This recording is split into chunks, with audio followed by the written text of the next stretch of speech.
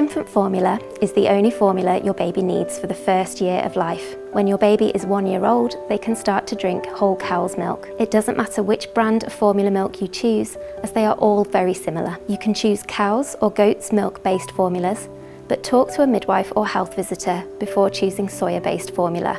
There is no evidence that formula milks claiming to help hungry babies or to prevent colic, wind, reflux or allergies do any good, and they might not be safe for your baby. If you think your baby might need a different milk, speak to your midwife or health visitor.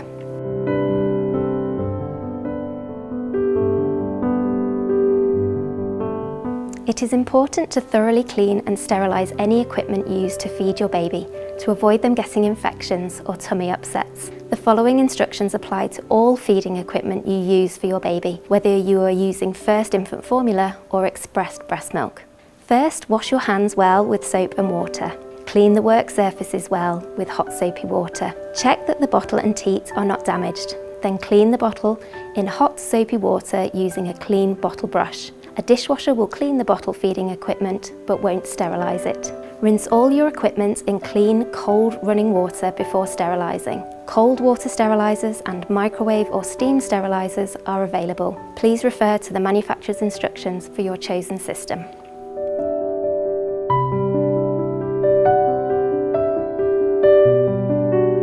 Fill your kettle with at least 1 litre of fresh tap water from the cold tap. Don't use bottled water or water that has been boiled before or artificially softened. Boil the water, then leave the water to cool in the kettle for no more than 30 minutes. This will ensure that the water does not cool to below 70 degrees. Clean and disinfect the work surfaces you are going to use to prepare the feed and wash your hands. If you have used a cold water steriliser, shake off any excess solution from the bottle or rinse with cool boiled water from your kettle. Keep the teat and cap on the upturned lid of the steriliser. Avoid placing them on your work surface. Following the manufacturer's instructions, pour the correct volume of water into the bottle first. Double check that the water level is correct. Loosely fill the scoop provided with the formula and then level it off using the leveller on the inside of the tin or the flat edge of a clean, dry knife. Following the manufacturer's instructions once again, add the suggested number of scoops to the water, taking care not to touch the teat, screw it onto the bottle and cover with the cap. Shake the bottle until the powder is dissolved. The formula will be too hot for your baby to drink, so cool it down by holding the bottom half of the bottle under cold running water. Test the temperature of the formula on the inside of your wrist before giving it to your baby. It should be body temperature, which means it feels slightly warm or slightly cool, but not too hot. If there is any formula remaining after a feed, it must be discarded. It is important to make up feeds as your baby needs them, one at a time, to avoid the risk of infection.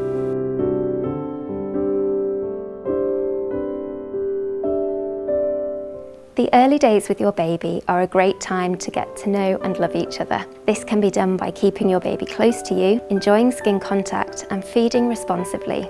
Feed your baby when they show signs of being hungry. Look out for cues. For example, you may notice your baby moving their head and mouth or sucking on their fingers. Crying is the last sign of wanting to feed, so try and feed your baby before they become distressed. Hold your baby close in a semi-upright position so you can see their face and reassure them by looking into their eyes and talking to them during the feed. Gently rub the teat against your baby's top lip to encourage them to open their mouth. Gently insert the teat into your baby's mouth, keeping the bottle in an almost horizontal position, just slightly tipped to prevent the milk from flowing too fast. This will ensure feeding is a comfortable experience and will reduce the risk of them taking too much milk. You can see that when a baby is laid flat and the bottle is held at more of an incline, the milk will pour into your baby's mouth. This can be distressing and lead to overfeeding. Watch your baby and follow cues for when they need a break. These signs will be different from one baby to the next. They may splay their fingers and toes, spill milk out of their mouth, stop sucking, turn their head away or push the bottle away. Gently remove the teat or bring the bottle downwards to cut the flow of milk. Your baby may need short breaks during the feed and may need to burp sometimes. When your baby does not want any more feed, hold them upright and gently rub or pat their back to bring up any wind. Never use a prop for the bottle or leave your baby alone with a bottle, as there is a risk they may choke. Your baby will know how much milk they need. Forcing your baby to finish a feed will be distressing and can mean your baby is overfed. Babies will feel more secure if most feeds are given by parents or main caregivers, especially in the early weeks, as this will really help them to bond with you.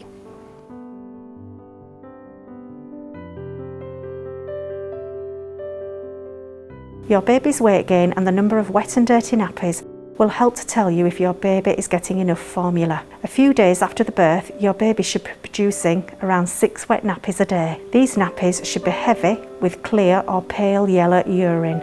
For the first few days after the birth, your baby will pass dark, sticky stools known as meconium. However, after the first week, your baby should pass pale yellow or yellowish brown stools. Your baby should have at least 6 wet nappies a day and at least 1 soft stool a day. If you are concerned your baby is not getting enough milk, please speak to your midwife or health visitor.